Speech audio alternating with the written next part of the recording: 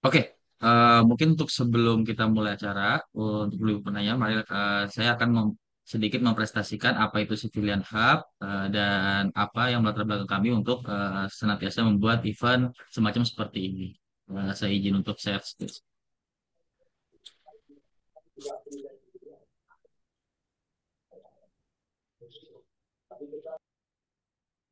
Oke semuanya.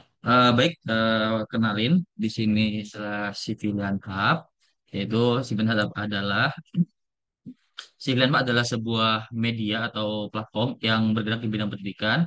Fokus kita adalah untuk penyebarluasan atau informasi dan penyederhanaan informasi teknik sipil yang dikemas secara mudah dan juga dipahami. Visi kami yaitu sebagai hubnya, kami adalah ingin menjadi penghubung yang global berbasis dari akademisi, profesional, pelaku usaha di bidang teknik sipil. Misi kami adalah untuk meningkatkan kapasitas akademisi, profesional teknik sipil menggunakan platform digital untuk berbagi ilmu, pengalaman, serta untuk menjembatani antara dunia akademik dan juga dunia kerja. Seperti itu. Lalu, kami melihat adanya beberapa problem di kalangan teknik sipil sendiri nih, atau di kalangan engineering. Yang pertama adalah kesenjangan kompetensi dan juga kesiapan karir di dunia teknik sipil. Yang kedua, minimnya akses promosi dan pasar untuk talenta dan jasa di teknik sipil. Yang ketiga, adanya kurangnya wadah kolaborasi yang kita lakukan seperti ini dan juga monetasi dari aset pengetahuan itu sendiri. Nah, dengan itu kita muncullah solusi yang kita tawarkan dari Civil Hub. Kita ingin menjadi hub yang sebelumnya kita ingin menjadi hub penghubung antara akademisi, profesional, mahasiswa, job seeker atau freelance, business owner, dan juga government. Tujuan kita adalah untuk yang pertama untuk belajar, eh, yaitu untuk kursus dan juga webinar. Kita menyediakan nantinya kita akan ada di website kita nanti kita ada micro job board, kita akan ada juga, ya saat ini juga sudah ada berjejaring antara komunitas di antara diskusi terkait pertanyaan teknis. Yang keempat, kita juga bisa berjualan atau yang saat ini lebih familiar dengan produk digital. Yang nantinya kita juga ingin jadinya untuk all in one, jadi learning industri dari gateway-nya seperti itu. Nah, saat ini kita sudah ada kolaborasi di antara dua platform. Yang pertama kita jadi di Engineering Course, yang selanjutnya kita ada di Patra Sindu. Gitu. Nah, untuk teman-teman yang saat ini sedang mencari atau pelatihan atau ingin mengupgrade skillnya, bisa langsung kontak darah hubung yang ada di update ini atau langsung aja kunjungi dari media kami yaitu di Sudan Hub, Engineering Course dan juga di Patra Sindri itu sendiri. Nah, untuk lebih mengenal dari pemateri pada pada pagi hari ini, pada sorry, Anda tahu, ini itu rame yang Bina Marga dahulu kok pasti. sorry ini ada bocor ya. Oke oke udah. Oke, mungkin kita akan memperkenalkan singkat terkait profil dari Pak Alvin Tekmono sendiri. Pak Alvin Tekmono adalah seorang konsultan juga trainer pada PT Value VM Internasional. Beliau berpendidikan sarjana S1 di Universitas Tarumanegara. Beliau juga memiliki sertifikat dari Professional in Value Management PFV Value of Europe. Dan juga ada Middle Expert in Road Engineer, ada SO 31.000 Race Management dari Udemy, dan juga Train in the Trainer in PSI. Lanjutnya di Project Experience juga, beliau saat ini sebagai konsultan dan juga trainer di PT Value Engineer. Pada sebelumnya di project sebelumnya di pada PT Citra Marga Nusa Pahala Persada sebagai Project Management Officer, Value Engineering Facilitator, dan juga SMEC Internasional sebagai Value Engineering Consultant, dan juga sebagai Geotechnical Engineer pada PT Geo Forensik dan Mandala Pratama. Nah, untuk teman-teman yang ingin mengenal lebih jauh dari speaker kita, bisa langsung kunjungi yaitu TikToknya pada alvin.techmono dan juga di Instagramnya Pak Alvin Techmono. Nah, inilah yang jika teman-teman sudah pasti kayak, oh ternyata ada loh seorang engineer, tapi juga bisa juga sebagai sosial media atau sebagai content creator juga. Dan nanti akan jelasin tuh lah Pak Alvin tuh gimana step by stepnya beliau memulai pada mulai karirnya di dunia content creator sampai akhirnya penjurusan saat ini banyak banyak di proyek engineer. Oke.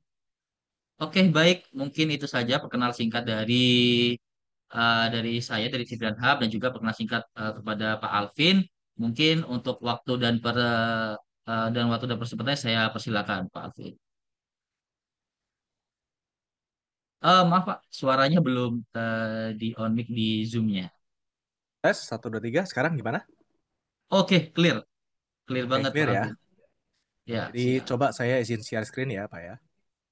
Siap. Saya ini dulu. Terus mungkin saya coba bikin jadi presenter view. Sambil saya screen share yang ini. Oke, udah kelihatan? Oke, lancar Pak di Zoom juga lancar, di TikTok Oh, juga saya mau lancar ini. coba bikin dia presenter view-nya. Artinya boleh saya kesini. Masih kelihatan ya? Jelas ya? Oh, masih Pak, masih ikut ikut, Oke, jelas. bagus. Ya, selamat malam Bapak Ibu sekalian. Terima kasih sudah menghadiri webinar kali ini. Perkenalkan nama saya Alvin. eh ini webinarnya live juga di TikTok, tapi sekitar 40-an orang. Jadi ya, halo semua yang di TikTok juga, dan halo semua yang di Zoom. Nah, di sini saya akan menyampaikan tentang content creation and entrepreneurship untuk engineer. Nah, background saya tuh civil engineer. Di sini akan saya ajarkan sedikit. Mungkin kulit-kulitnya dulu aja. Karena mungkin waktu kita sejam kurang sih. Intinya adalah kita mau coba tentang personal branding dan lain-lain di digital era ini. Simpelnya adalah gimana sih engineer teknik sipil atau engineer lainnya tuh dapat duit di era digital ini. Kalau zaman dulu kita dapetin duit itu caranya, let's say kita jadi sponsor di webinar, di seminar, nah ini ada cara lain. Ntar saya tunjukin. Next. Ini perkenalan narasumber tadi sudah diperkenalkan. Jadi saya tuh salah satu-satunya orang di Indonesia yang memiliki gelar sertifikasi profesional in value management di Indonesia.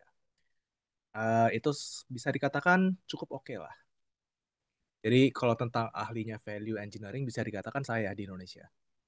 Dan ya saya juga sudah mengisi beberapa tentang seminar, webinar, tapi tidak tentang content creation dan entrepreneurship. Ini baru pertama kalinya saya mengajar tentang entrepreneurship dan content creations. Ini format presentasi saya. Pertama-tama saya akan jelaskan tentang bagian why, yaitu kenapa sih kita perlu melakukan content creations. Oke? Nah, terus di bagian how, gimana sih cara kita bikin konten dan lain-lain. Nah, itu nanti ada penjelasannya di sini. Cuman kalau misalnya Bapak Ibu mau lihat yang garis besarnya, itu ini garis besarnya. Jadi silakan di screenshot ataupun apa ya, di apa dah? Ada di slide-nya juga nanti di bagian Pak Facul di bagian Zoom screen share-nya ya. Kita hanya 15 slide Bapak Ibu, gak banyak. Oke, tanpa berlama-lama saya mau tanya, kenapa sih kita perlu bikin konten? Oke. Simpelnya adalah yang pertama itu agar kita terlihat kredibel di industri kita, terutama di teknik sipil. Zaman dulu, zaman kita masih kuliah, kita mikir bahwa kalau misalnya kita, let's say, IPK-nya bagus, maka mungkin kita akan terlihat kredibel. Iya, tapi kamu akan melawan CV-CV yang banyak nantinya. Atau misalnya nih, pada saat kamu tender, gimana sih cara kita terlihat kredibel? Oh ya udah, kita mungkin masuk ke website LPSE, terus kita berikan sejumlah dokumen kita ikutin ABCDE-nya, terus kita bikin harga lebih murah. Ya mungkin itu bisa. Cuman gimana caranya agar perusahaan kalian tuh diketahui oleh publik? Salah satunya dengan cara Anda bikin konten. Contohnya seperti saya. Saya bikin konten tentang value engineering. Jadi kalau misalnya Anda tulis tentang apa itu value engineering, akan keluar bahwa yang paling pertama itu kemungkinan besar website saya di LinkedIn. Jadi Anda tuh tidak perlu membuat sebuah website sebetulnya. Anda cukup nulis di LinkedIn. Misalnya sejarah value engineering itu apa sih? Atau misalnya eh, apa inovasi-inovasi yang udah perusahaan kalian tuh buat. Atau misalnya konten apapun di LinkedIn. Jadi ini yang akan saya ajarkan baru misalkanlah LinkedIn. Tujuannya agar kalian bisa diketahui oleh Google. Jadi Sekarang, kalau orang mau nyari tenaga ahli, misalnya nih, saya mau nyari tenaga tenaga ahli geoteknik, oke? Kemungkinan besar saya akan googling. Atau misalnya saya nyari tenaga ahli value engineering, saya akan googling untuk nyari tenaga ahli ini. Itulah kurang lebih tentang kenapanya kita perlu bikin konten. Naikin kredibilitas dan ujung-ujungnya dapetin project. Itu penting. Next. Nah, coba deh. Kalian, ini masalah umum di dunia engineering sekarang yang saya temuin. Coba kalian sebut satu orang yang seperti Dr. Tirta atau enggak Deddy Corbuzier eh, di dunia insinyur. Ada nggak? Coba. Kalian boleh tulis di kolom chat. Nanti saya cek kolom chatnya. Coba deh. Ada nggak satu orang yang seperti Om Deddy Corbuzier, kalau nggak seperti Dr. Tirta di dunia kita, engineering teknik sipil? Nggak ada kan? Nggak kepikiran. Makanya ini masalah besar sekali sebetulnya. Jadi kita itu sangat hebat di dunia teknis, oke? Tapi kita nggak dikenal oleh masyarakat luas, Bapak Ibu sekalian. Itu kenapa saya sangat nge-push Bapak Ibu sekalian yang ada di ruangan ini untuk bikin konten nantinya. Agar kita dikenal luas oleh masyarakat dan mereka tuh tahu kerjaan kita ngapain. Dan mereka tahu loh, oh ada loh standar nasional Indonesia. Oh ada loh undang-undang jasa konstruksi. Ada loh ternyata perencanaan jalan tol. Dan lain-lainnya. Hal-hal yang kita konsultan biasanya tahu. Tapi orang luar konsultan nggak tahu. Itu penting. Contohnya, ini ada keputusan Menteri Pekerjaan Umum dan Perumahan Rakyat tentang rencana umum jaringan jalan tol. Oke? Ini saya bikin konten, rame Bapak Ibu. Jadi eh di karena saya tuh konsultan buat jalan tol dan jalan tol dan jalan umum dan juga jembatan.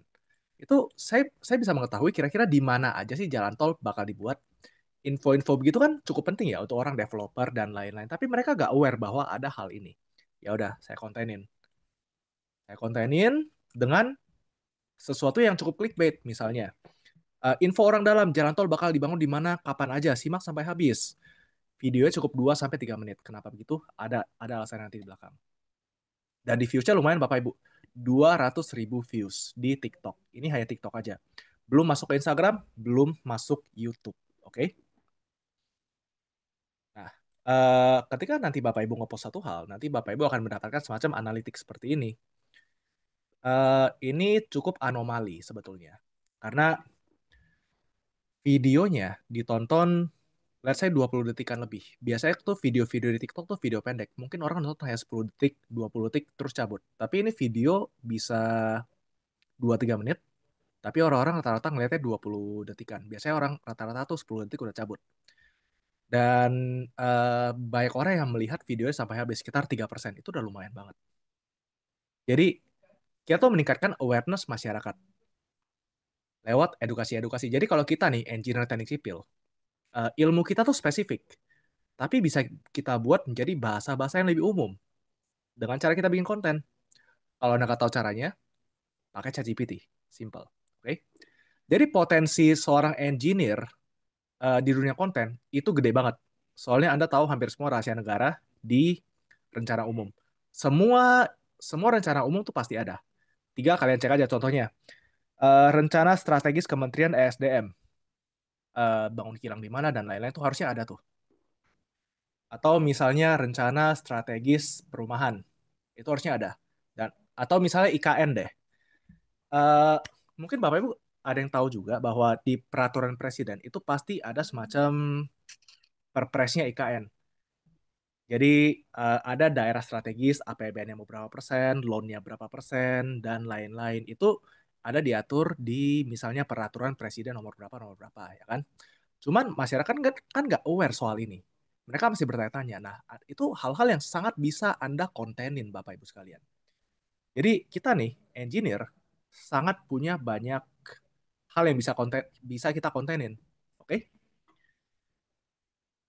Kurang lebih seperti itu. Jadi konten itu adalah sebuah jembatan antara edukasi dan trafficnya Anda. By the way, ini bisa jadi side income juga Bapak Ibu. Ada endorsement nanti. Nah, Kalau tadi why-nya, ini bagian what-nya. Aktivitas apa sih yang bisa dikontenin? Jadi untuk konten-konten sendiri ini kan banyak platform nih kan. Jadi saya jelaskan dulu apa itu platform. Platform itu ada yang menaruh konten, kurang lebih platform itu kayak kayak Tokopedia atau yang selanjutnya. Ada orang membeli, ada orang menjual, oke? Tapi platform itu hanya menjadi sebuah penghubung nih. Jadi platform itu hanya supply and demand. Ada orang yang menjual, ada orang yang membeli. Nah, sama seperti sebuah platform digital, misalnya TikTok. TikTok itu ada orang yang nonton, yang kayak Bapak Ibu sekalian, yang scrolling-scrolling. Ada orang yang memberikan konten, kayak saya. Nah, itu salah satu contoh platform di TikTok. Dan TikTok ini hampir semua demografinya ada di usia 18 sampai 35 untuk usia-usia yang aktif di TikTok. Dan pengguna TikTok itu kurang lebih setengah 50% dari populasi Indonesia. Jadi untuk starter, saya kira TikTok tuh cukup oke untuk dijadikan starter. Oke. Tapi Pak, kalau misalnya saya mau target marketnya ke profesional yang kerja di, let's say, perusahaan PP, perusahaan total bangun persada, dan lain, mau gimana Pak? Sebenarnya jawabannya masih sama, boleh TikTok, tapi boleh juga Anda taruh hal-hal yang bersifat profesional di LinkedIn kalian. Contohnya seperti ini. Ini saya bikin satu uh, video sorry, saya bikin satu konten LinkedIn tentang berapa sih biaya untuk meng-hire seorang tenaga ahli konsultan value engineering. Ketika Anda tulis di Google, konsultan value engineering, nanti akan muncul LinkedIn saya dengan artikel ini. Oke? Nah, itu benefitnya kalau Anda konten di sana-sini, termasuk gak hanya di TikTok, tapi di LinkedIn juga. Ini nanti, Pak Alvin udah dapat belum project dari LinkedIn ini? Itu ada, nanti saya tunjukin. Terus selain itu Anda juga perlu rajin-rajin, saya kira, untuk memberikan webinar yang gratisan. Mau itu di Civilian Sub, atau mau di Sipilpedia, ataupun di platform lain. Kenapa? Karena itu dicatat oleh Google. Oke? Jadi, segala macam webinar yang kita berikan, gratis. Oke? Itu meningkatkan exposure kita di Google Ability kita. Misalnya Anda coba tulis nama Alvin Tehmono quote and quote. Nanti keluar segala macam news yang saya pernah kasih webinar dan seterusnya dan seterusnya. Itu cara kita sebagai engineer tuh membangun personal branding kita di dunia era digital ini. Dan kita bagikan ilmu dengan bahasa yang sederhana. Kecuali kalau Anda berbicara di, let's say, Himpunan Ahli Teknik Tanah Indonesia. Nah, itu Anda nggak boleh tuh pakai bahasa bahasa yang sederhana. Berbeda tuh niche banget. Oke? Nah, kalau zaman dulu, orang-orang itu, saya mau cerita satu hal lagi. Bikin konten tuh apa sih tujuannya? Sebetulnya simpel aja. Saya terinspirasi dari bukunya Ray Dalio. Dia tuh bilang bahwa zaman dulu orang tuh produktif. Produktif tuh artinya kita menghasilkan satu hal. Produktif. Contohnya di zaman dulu, kita memproduksikan yang namanya hasil panen kita. Produktif, oke? Terus di zaman Industrial Revolution, kita menghasilkan semacam kain tenun ataupun dan lain-lain, oke? Dan kita memberikan jasa kita untuk menghasilkan satu hal itu produktif. Nah, zaman sekarang, kita produktif itu menghasilkan konten. Kurang lebih kayak gitu sih, kalau yang saya lihat. Jadi, dengan Anda produktif menghasilkan konten, baik itu secara tulisan di LinkedIn, ataupun tulisan di ResearchGate, karena saya juga pernah nulis itu, dan tuh di quote di beberapa orang, ataupun Anda sekedar bikin konten untuk di TikTok dan lain-lain, coba aja Bapak Ibu. Oke, next. Tentang value dari aktivitas ini. Nah, tadi kan kredibilitasnya udah meningkat nih. Terus personal branding juga bisa dikatakan lebih lebih kuat. Terus Anda juga berkemungkinan jadi seorang thought leader. Thought leader tuh semacam mungkin apa yang Anda sampaikan bisa salah, tapi banyak orang yang mengikuti. Dan kalau bisa salah Anda dan kalau bisa ketahuan salah Anda tinggal bikin klarifikasi dan lain-lain itu gak apa-apa. Dan juga lebih mudah Anda nanti dilirik oleh seorang HR ataupun partner bisnisnya. Oke. Contoh adalah ini. Saya kasih contoh ini dari konten LinkedIn saya sih. Jadi kan saya sering nulis konten di LinkedIn. Nah, saya di-approach oleh seseorang dari Ma'aden. Ma'aden ini bisa dikatakan per- perusahaan pertambangan pertambangan utama. Sebentar, saya mau coba benerin screen sharing dulu. Bentar. Kayaknya lebih enak saya share. Bentar ya. Saya mau hide presenter dulu. Nah, gini aja lah. Ini kayaknya lebih oke untuk kelihatannya. Nah, contohnya di yang Ma'aden ini, saya di-approach oleh salah satu orang dari Ma'aden. Ini perusahaan nomor satu untuk pertambangan di Arab Saudi. Beliau bisa approach saya karena saya nulis konten di LinkedIn tentang apa itu value engineering, tapi dalam bahasa Inggris. Oke? Em, Cuman ya saya hampir dapat kerjaan ya. Cuman nggak dapat karena saya minta gaji kegedean. Nah, itu aja. Ini yang pertama. Terus yang kedua, nah ini. Jadi ada perusahaan dari Arab Saudi itu untuk petroleum. Ini semacam perusahaan oil and gas dari Arab Saudi. Itu minta saya, Pak, bisa Kak jadi seorang trainer di perusahaan kami? Kami mau tender soalnya, Pak. Oh ya udah. Saya bilang saya available, saya mau discuss. Cuma sayangnya kalah tender. Ya udah, nggak jadi deh saya ngasih pelatihan di Abu Dhabi. Terus selanjutnya, Anda juga bisa bikin website. Jadi saya ini berpartner dengan salah satu rekan saya di Belanda. Kita bikin website tentang value engineering. Oke. Jadi selain dari Anda bikin konten, Anda juga bisa bikin website. Dan hasil dari saya bikin website adalah saya jadi seorang pembicara atau seorang trainer juga di BRIN, Badan Riset Inovasi Nasional. Karena waktu itu orang BRIN-nya nyari value engineering itu apa dan mereka butuh nih pelatihan value engineering yang bersertifikat. Dapatlah perusahaan saya lewat website. Nah, tentang yang website nanti Anda perlu belajar tentang Google Ads dan lain-lain. Itu gak saya ajarin di sini. Oke, next. Nah, ini tentang how. How itu ada banyak section sih tentang how-nya. Kita mulai dari yang pertama. Ini gimana sih cara gue mau bikin konten dan lain-lain? Simple aja. Kita cari tahu dulu posisi kita sebagai konten kreator itu apa. Oke? Anda bisa menggunakan banyak tools untuk kira-kira mendapatkan ide konten itu apa, terus posisinya mau sebagai apa, dan lain-lain. Contoh adalah SWOT. Jadi di sini, coba Anda dokumentasikan deh di organisasi Anda ataupun di diri Anda. Kira-kira apa kelebihannya yang Anda miliki dan ataupun organisasi Anda miliki. Contohnya saya sekarang bantuin Persatuan Insinyur Indonesia untuk membuat bapak-bapak di sana jadi viral, oke? Itu kita brainstorming untuk strength-nya. Oh, kita nih punya banyak banget ahli-ahli direktur BUMN dan direktur kementerian nih, Pak. Itu bisa kita kontenin, Pak. Oh, saya bilang ya itu bagus banget jadi strength-nya. Coba biasa mereka sibuk, jadi siapkanlah script yang bagus. Nah, itu strength-nya. Terus ada juga opportunities. Nah, kira-kira apa sih semacam opportunities-nya? Opportunities itu apa bahasa Indonesia-nya? Peluang. Nah, kira-kira peluangnya seperti apa? Misalnya, eh kayaknya dari konten kita bisa mengembangkan untuk endorsement. Zaman dulu orang-orang opportunities-nya dapat exposure tuh dari mereka ngasih seminar atau misalnya mereka speak up di seminar. Terus mereka taruh logo mereka di seminar-seminar gitu. Kan kalau misalnya kalian nih aktif di dunia teknik sipil, kalian tuh biasa menghadiri seminar. Dan di seminar tuh kalian dikasih buklet. Di bukletnya itu ada logo-logo. Nah, itu opportunities juga secara online. Kalian bisa yang lebih baik lagi. Dan lain-lain. Oke. Terus ada lagi tools-tools lain yang bisa kalian gunakan. Contohnya adalah value proposition design. Jadi kira-kira eh, Anda sebagai content creator itu bisa menawarkan apa ke orang lain? Kira-kira apa pains atau apa hal-hal yang orang lain tuh nggak tahu? Contohnya yang pertama. Atau apa sih niche konten Anda? Tujuan viewers Anda tuh apa contohnya? Itu di bagian customer job. Tujuan viewers Anda tuh apa? Atau misal gains itu semacam apa sih yang bikin viewers Anda tuh senang?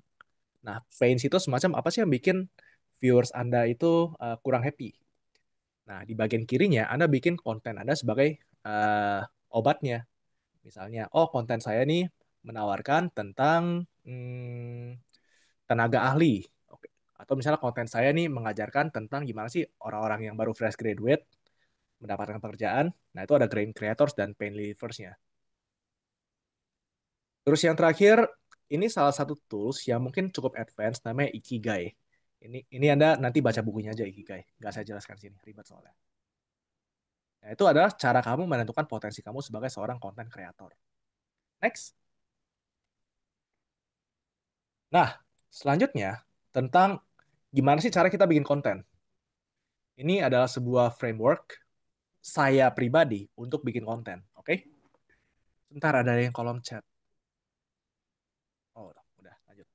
Jadi ini adalah salah satu framework untuk saya bikin konten. Anda bisa menggunakan framework ini ke ChatGPT, Bapak Ibu sekalian. Jadi Anda cukup nulis script nanti minta ChatGPT pakai framework-framework ini. Jadi yang pertama, ketika Anda mau bikin konten, gunakanlah AIDA.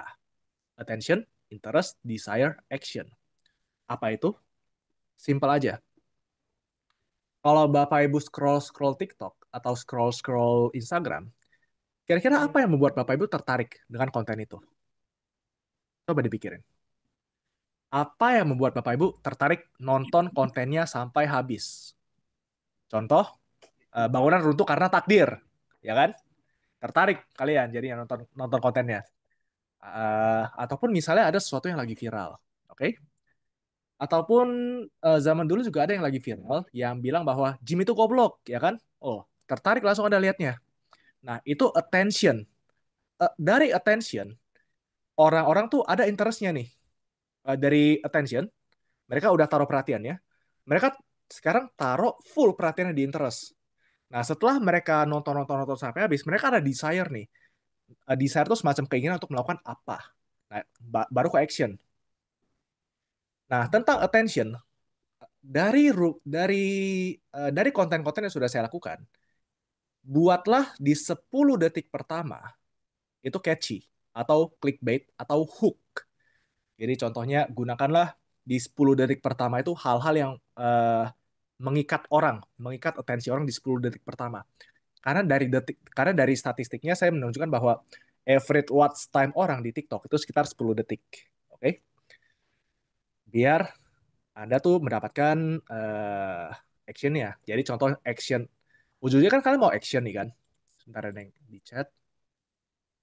Eh, Attention sama dengan hook. Iya, attention sama dengan hook. Contohnya, eh saya pakai produk pelangsing ini, maka saya turun 10 kilo. Oke, itu contoh hooknya. Contoh lain hooknya di teknik sipil, saya bisa mengurangi project sampai 50%. Itu contoh hooknya. Oke, itu contoh hook di attention-nya. Ada banyak sekali format untuk hook atau attention. Gak harus hook, oke? Bisa pakai cara clickbait, bisa pakai cara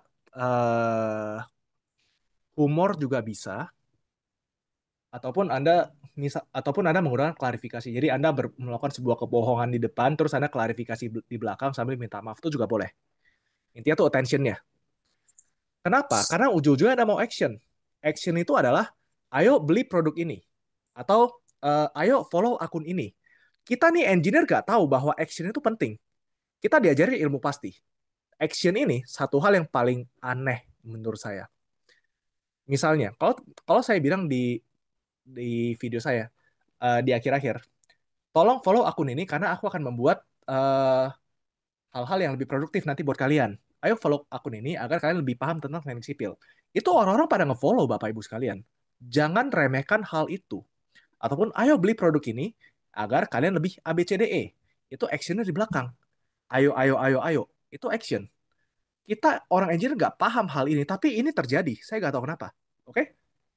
Nah, itu ujungnya Anda mau action, entah itu buat follow atau itu buat suruh orang komentar. By the way, kalau Anda suruh orang komentar di postingan Anda, itu akan menaikkan engagement dan dibaca oleh algoritma.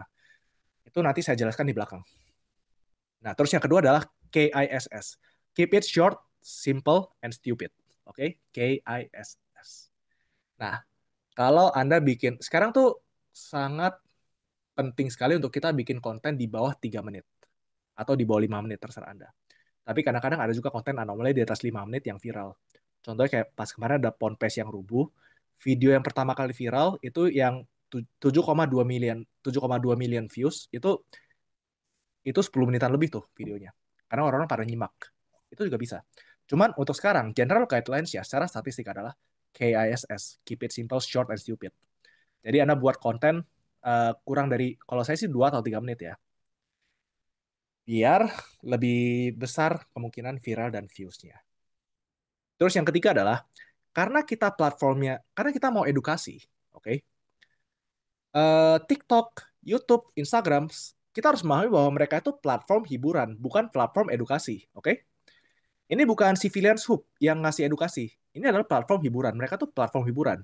Jadi sebisa mungkin Anda balut eh, konten-konten edukasi Anda dengan hiburan. Mau itu dengan humor, dark humor, ataupun reverse humor, apapun itu yang penting ada humornya. Contohnya, kalau saya di teknik sipil tuh saya sering bilang begini, Pak, dalam teknik sipil, kita tuh ada tahap perencanaan di mana orang-orang konsultan tuh membuat gambar kerjanya. Terus kita ada tahap konstruksi. Ini kontraktornya masuk nih, Pak. Terus ada tahap pemeliharaan. Nih, tahap pemeliharaan tuh kita gak hanya memelihara bini muda, Pak, tapi kita juga memelihara infrastruktur. Jadi gak hanya janda dan istri muda aja yang kita pelihara, Pak, tapi infrastruktur juga kita pelihara. Nah, itu contoh humornya.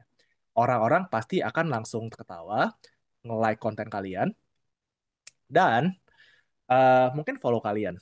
Dan mereka juga akan ingat dengan ilmu yang kalian share karena ada humornya. Last, ride the wave. Ride the wave tuh contohnya adalah apa yang lagi viral, itu kalian ikutin. Misalnya kayak sinkhole di Bangkok, atau ada pondok pesantren yang ambruk. Itu kalian ikutin. Kalian bikin konten untuk itu. Kalau kalian nggak tahu mau bikin konten apa, tanya ChatGPT dan kasih tahu ChatGPT keahlian kalian itu apa. Kenapa begitu? Nih, lihat ya. Ini saya pakai rumus yang ride the wave di bagian kanan. Oke? Jadi saya bahas tentang sinkhole yang terjadi di Bangkok. Eh, Videonya under 3 menit. Viewsnya lumayan nih. 388.000 views. Banyak. Oke? Dan yang paling menarik adalah average watch time-nya. Jadi, average watch time-nya itu kan biasa 10 detik. Ini average watch time-nya 30 detik. Lumayan banget. Padahal Anda tahu sendiri, orang-orang tuh attention span-nya tuh gak lebih dari 10 detik. Itu menurut research. Dan itu terbukti di beberapa konten. Kecuali yang ini anomali. Jadi kalau dibilang bahwa orang-orang TikTok tuh gak ada mengedukasi, salah besar. Orang-orang di TikTok suka edukasi. Itu saya buktikan dari konten-konten saya. Oke? Cuman kalian harus balut dengan humor ataupun dengan hiburan. Udah wajib. Terus yang nonton full juga banyak nih. 4% orang yang nonton full. Jadi dari 388.000 orang nih yang nonton full tuh 5% orangnya. Ibaratnya 5% dari 388 berapa sih? 10%-nya kan sekitar, bentar ya, 1, 2, 3, 4, 5, 6. Ya, let's say ribuan lah.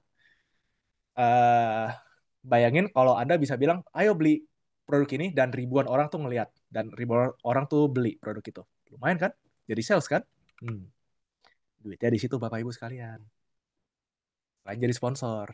Nah, ini contoh kasus nyata dari saya pribadi. Tapi ini lewat LinkedIn. Kalau dari TikTok, akun TikTok saya tuh masih baru. Belum ada 2 bulan Bapak Ibu sekalian. Tapi akun LinkedIn saya itu sudah lama dan sudah menghasilkan beberapa project. Contoh nyata. Jadi yang pertama adalah calon klien itu menulis kata kunci di Google. Dia nulisnya konsultan value engineering, oke? Okay? Waktu dia nulis konsultan value engineering, yang paling pertama muncul, sebenarnya ada website lain sih, kayak misalnya dari PT QIES Nusantara Konsultan, ada. Tapi ada juga artikel saya, LinkedIn Alvin Tehmono, yaitu berapa sih biaya buat seorang eh, tenaga ahli atau konsultan. Jadi awalnya si klien tuh punya attentionnya itu gue mau cari konsultan value engineering karena konsultan value engineering ini langka sekali. Ya udah. Terus dia cari Google, dia menemukan nih, oh mulai track dan mulai interest. Dia klik dia klik artikelnya, muncul artikel saya dan dia baca sampai habis, bla bla bla. Dan setelah artikel selesai, saya tuh ada semacam call to action. Kalau Anda berminat untuk konsultasi value engineering, silakan DM saya melalui WhatsApp ataupun via LinkedIn.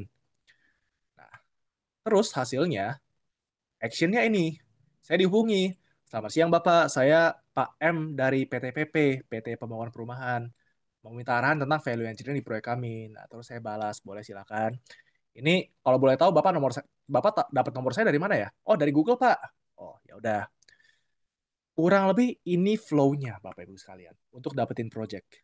Untuk kita sebagai engineer. Jadi, mungkin orang dalam kita masih belum banyak, karena kalau secara statistik, umur kamu belum 40, orang dalam kamu mostly belum banyak. Kalau sehingga kurang lebih caranya kayak begini. Jadi, Anda nulis artikel, bikin konten atau apapun itu, nanti mungkin calon, calon klien Anda akan nulis di Google, akan nyari di Google nih kata kuncinya apa. Terus pas ada konten Anda, ingat ya, konten-konten Anda harus ada actionnya apa. Itu penting. Biar bisa dihubungi. Misalnya eh, nomor Anda dan lain-lain. Tapi kalau misalnya video TikTok mah nggak usah Anda taruh nomor Anda, nggak usah. Karena kalau video TikTok itu, atau misalnya video di Instagram, nanti kan ada comment section. Atau misalnya mereka bisa DM kita, direct message kita tuh boleh. Itu nggak apa-apa. Cuma selalu ada call to action. Kalau Anda berminat soal ini, hubungi saya. Atau kalau Anda mau tahu lebih lanjut, follow akun ini. Call to action tuh sangat penting. Kita engineer nggak tahu hal ini penting, tapi itu penting. Terima aja udah. Karena kita diajarin ini ilmu pasti soalnya. Ilmu-ilmu begini nggak pasti soalnya. Nah, tentang potensi entrepreneurship ya. Jadi bisa saya katakan bahwa konten itu kan menambah reputasi Anda, sehingga peluang untuk mendapatkan konsultan, training, project kan lebih besar. Ya kan seperti yang saya buktikan tadi. Nah, itu semua sebenarnya bisa dikembangkan. Entah kamu mau bikin kursus, e-book, ada loh salah satu eh, rekan, bukan rekan sih, kenalan saya. Dia itu teknik sipil, dan dia buka les-lesan atau kursus teknik sipil dari TikTok. Namanya BE titik TechSip, oke? Berta namanya. Nah itu, Mbak Berta. Ini juga bisa Anda kembangkan jadi side business, dan saya rekomendasikan untuk side business, bukan pekerjaan utama. Kenapa? Nanti saya jelasin. Terus Anda juga bisa mendapatkan speaking opportunity. You never know it. Nah, karena bikin konten ini bisa dikatakan cukup baru, uncertainty-nya tuh tinggi banget. Untuk Bapak Ibu yang kata uncertainty, uncertainty itu ketidakpastian, oke? Ketidakpastian Anda dapat project itu tinggi banget. Maka, saya rekomendasikan jadi side business saja. Jadi Anda sambil kerja sama orang, Anda sambil bikin konten. Kayak saya nih, masih untuk dapetin proyek-proyek teknik sipil, eh, saya masih kerjain yang teknik sipil, saya masih ada kerjaan rutinnya. Kalau ada project, kalau enggak ya saya kerjaan yang lain untuk side income. Nah, baru ini side income-nya. Intinya adalah do not spread your egg in one basket. Kenapa? Anda bisa baca artikel di bagian kanan, yaitu Edge and High Growth Entrepreneurship. Di sini dikatakan bahwa Anda itu bisa mapan menjadi, sorry, rata-rata entrepreneur yang sukses atau wirausaha yang sukses itu memulai karirnya tuh di usia 45 ke atas nih. Hmm, the mean age for the 1 to 1,000 fastest growing ventures is 45. Jadi misalnya Anda mau jadi seorang pengusaha, mulailah dari usia 45, bukan di bawah 45 secara statistik. Kenapa? Karena orang dalam Anda udah banyak di situ. Nah, itu kurang lebih. Kalau bisa dikatakan sukses before 30, it is a bullshit. Secara statistik itu bullshit. Oke, jadi jangan dipercaya. Ini statistiknya, kita engineer, kita percaya data. Next. Enak nih kalau gua ngasih webinar ke engineer. Ah, jadi ini kan ilmunya tadi saya kasih yang kulit-kulit aja. Ya nggak apa-apa sih. Nah, ini call to action untuk Anda semua. Yang pertama adalah coba Anda tentukan why pribadi Anda. Kenapa Anda mau bikin konten? Kenapa Anda mau mengedukasi orang? Ini penting banget. Nanti saya jelaskan selanjutnya. Anda bisa gunakan yang tools kayak tadi, SWOT, Value Proposition Design, Ikigai, dan lain-lain. Terus yang kedua, Anda mulai dulu dari satu platform. Gak usah langsung kayak saya. Saya bikin LinkedIn, TikTok, Instagram ya kan? Gak usah gitu. Anda bisa mulai dari LinkedIn dulu, kalau nggak mulai dari TikTok dulu, pelan-pelan, oke? Kalau mau mendapatkan crowd yang lumayan oke, Anda bisa mulai dari TikTok. Nah, video-video short dari TikTok itu bisa Anda upload ke Instagram kalian dan bisa diupload ke YouTube Short kalian. Jadi kalau misalnya Anda bikin video 2 sampai 3 menit, itu gak hanya bisa diupload di TikTok, tapi bisa diupload ke Instagram dan juga bisa diupload ke YouTube. Bisa jadi video Anda tidak viral di TikTok, tapi viral di Instagram atau viral di YouTube. Ini terjadi dengan saya. Terus coba deh, misalnya di minggu ini kalian buat satu konten dulu dan gunakan prinsip AIDA dan KISS. Untuk bikin konten, Anda boleh gunakan ChatGPT, tapi tolong berikan ChatGPT ini script yang baik. Jadi scriptnya ada tulis dulu nih, scriptnya A, B, C, D, E, segala macam. Oke? Jangan tiba-tiba suruh ChatGPT, tolong bikinin saya konten tentang entrepreneurship. Oh, jangan. Itu garbage in, garbage out, Bapak Ibu sekalian. Engineers pasti ngerti lah, garbage in, garbage out apa. Jadi untuk pakai ChatGPT, jangan garbage in, garbage out. Jadi Anda tulis dulu scriptnya, Anda bikin poin-poinnya, baru masukin ChatGPT. Nah, gitu. Terus yang terakhir adalah continuous improvement. Next. Saya yakin waktu waktu Anda semua memulai bikin konten, pasti konten Anda akan sepi. Atau misalnya viral, dia viral bentar doang. Dan itu wajar banget Bapak Ibu sekalian. Di sini saya akan mengatakan gunakan saja framework yang sudah Anda ketahui. Mau itu Deming Cycle, Continuous Improvement, Agile, Project Management, Risk Management. Semua sama aja. Semua itu plan, do, check, act. Karena saya ngajar semua ini sih. Jadi yang pertama adalah kita mulai dari plan dulu. Kita rencanakan dulu kontennya. Kita bikin semacam bank ide, to-do list atau backlognya, oke? Kita bikin dulu rencana kontennya mau ngomong apa aja. Kita planning dulu. Terus nanti kita bikin kontennya dan upload sesuai dengan rencana. Misalnya, Anda mau upload di jam berapa, hari kapan, itu terserah Anda sebetulnya. Cuma pastikan upload waktu lagi rame aja. Terus kita ngecek kontennya. Habis plan, do, dan kita cek. Di sini evaluasi. Kita melakukan evaluasi secara berkala nih. Apa yang sudah Anda pelajari? Jadi dari konten-konten yang sudah Anda upload nih, apa yang sudah Anda pelajari? Apa yang bisa kalian pertahankan? Apa yang menurut Anda bagus tuh Anda pertahankan.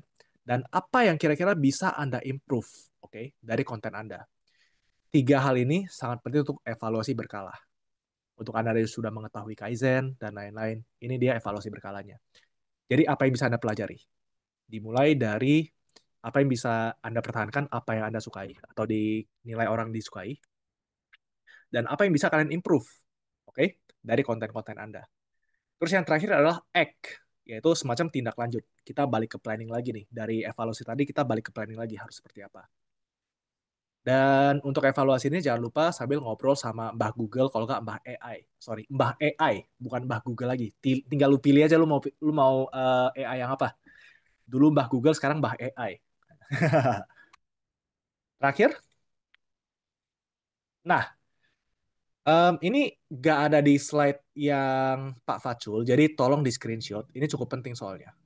Jadi next thing yang harus Anda pelajari kurang lebih ini. Jadi setelah Anda rutin bikin konten, let's say Anda udah bikin konten sebulan, 2 bulan, 3 bulan. Kurang lebih ini yang saya rekomendasikan untuk Anda pelajari. Yang pertama adalah tentang public speaking. Simple aja. Public speaking itu bisa Anda pelajari di mana aja. Terus yang kedua adalah tentang impostor syndrome. Ini umum terjadi untuk konten-konten kreator, terutama engineer seperti kita. Kayak kita akan mikir bahwa kayaknya kita nggak pintar-pintar amat deh. Maka terus aku dihujat, oke? Aku dikatakan bodoh oleh orang yang ABCD. Itu impostor syndrome, Bapak Ibu sekalian. Cara menangani ini sebenarnya simpel aja. Kita S1, Anda lulus kuliah, Anda kredibel, Anda pintar, udah. Atau enggak Anda punya SKA atau SKK atau minimal SKT deh. Nah, itu cukup sebetulnya untuk membuktikan kita bahwa bukan impostor. Kita memang ada kredibilitasnya. Terus yang ketiga adalah tentang manajemen head comment. Suka tidak suka, konten Anda pasti akan ada hatersnya. Misalnya saya nih, ngomongin tentang pondok pesantren yang lagi rubuh. Itu pasti ada hate comment ya. Tenang aja, hate comment itu justru meningkatkan algoritma Anda. Ya, menarik kan? Jadi misalnya, eh saya ngomong tentang bangunan ponpes yang roboh. Saya jelasin kenapa bisa roboh, pancake collapse, dan lain-lain. Oke, oke, oke. Tiba-tiba ada yang komen, lu ngapain analisa kayak gitu? Itu udah takdir. Ngapain lu analisa? Terus yang lain juga komen takdir, takdir, takdir. Nah, itu nambahin jumlah komentar. Kalau bisa hal kayak gitu Anda like dan Anda balas komentarnya. Cukup sekali aja balasnya atau berkali-kali juga gak apa-apa sih. Tapi intinya adalah Anda balas dulu komentarnya biar meningkatkan algoritmanya. Itu penting banget agar konten Anda viral dan tambahin followers. Atau kalau itu nggak perlu mental kuat sih, Anda cukup perlu semacam belajar stoikisme atau hal-hal filosofi lainnya. Dan ingat kenapa Anda mau bikin konten. Contoh yang saya nih, Pondok Pesantren Roboh. Tujuan saya bikin konten-konten ini adalah agar masyarakat teredukasi dan tidak terjadi hal-hal kayak gini. Soalnya saya kasihan Bapak Ibu sama orang-orang yang tangannya tangannya putus setelah roboh dan lain-lain atau yang meninggal. Kan kasihan ya kita lihat ya. Jadi mau nggak mau gue bikin konten ini. Mau gue dihujat takdir Chinese dan lainnya ya bodo amat.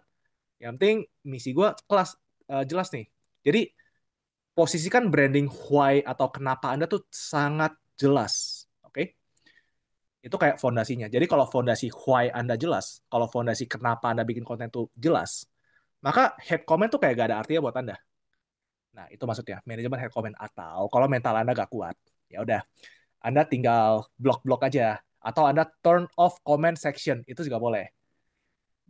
Kenapa begitu? Karena Anda kadang-kadang, misalnya nih, saya sebagai host live streamer, kan saya ini juga jual suplemen gym di TikTok ya kan. Saya tuh perlu creating safe space untuk online environment. Jadi kalau misalnya ada satu orang nih pengen ngerusuhin konten-konten saya atau live streaming saya, itu saya harus ngeblok orang itu untuk menciptakan safe space untuk orang-orang yang ada di live saya atau orang-orang yang melihat konten saya itu juga boleh. Kalau prinsip Anda seperti itu, nggak apa-apa. Creating safe space for online environment. Terus tentang kritik atau masukan, apakah perlu Anda terima semua? Itu harus Anda perhatikan juga. Nggak semua kritikan tuh harus kita ambil, dan nggak semua masukan tuh harus kita ambil. Dan soalnya nggak semua orang tuh sepintar Anda, Bapak Ibu sekalian. Nggak, statistiknya mengatakan bahwa S1 nggak banyak di Indonesia. Jadi gini, S1 di Indonesia mungkin kurang dari 5% kalau nggak salah secara statistik dari total populasi. Orang kayak kita paling cuma 5 atau 10%, oke, dari total populasi. Sedangkan pengguna TikTok itu 50% dari total populasi.